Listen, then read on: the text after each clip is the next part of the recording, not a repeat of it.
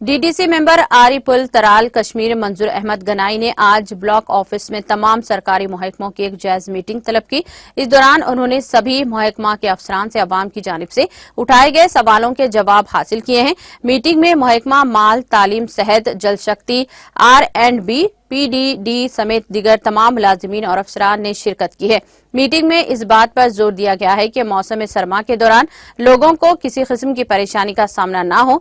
Media से बात करते हुए डीडीसी मौसूफ ने बताया कि अब इलाके में तालीम और शोबे सेहत पर बहुत ज्यादा तवज्जो मरकूज की गई है।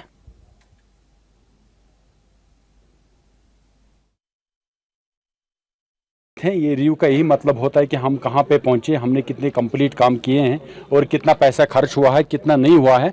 तो रिव्यू का मतलब यही होता है। तो आज जो मैंने देखा है, जो मुझे अफसरों की तरफ से फीडबैक मिला है, बहुत अच्छा काम यहाँ पे हुआ है आरिपल में। तो इसके बाद जो अभी और करने की ज़रूरत है, भी बहुत कुछ करने की ज़रूरत है। इंशाल्लाह हम वो काम भी कंप्लीट करेंगे। तो आज आपने खुद देखा, जब से मैं डीडीसी बना, मैंने लोगों को कहा कि रिसीविंग स्टेशन लाएंगे।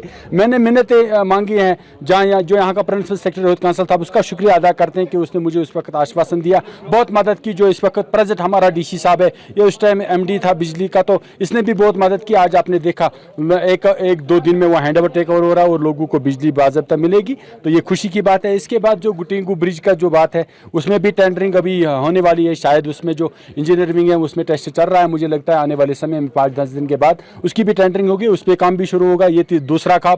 तीसरा बड़ा सपना था गुलशनपुर रोड का, उसमें हमने टेंडर निकाला है, जल्द से जल्द उसमें काम शुरू होगा।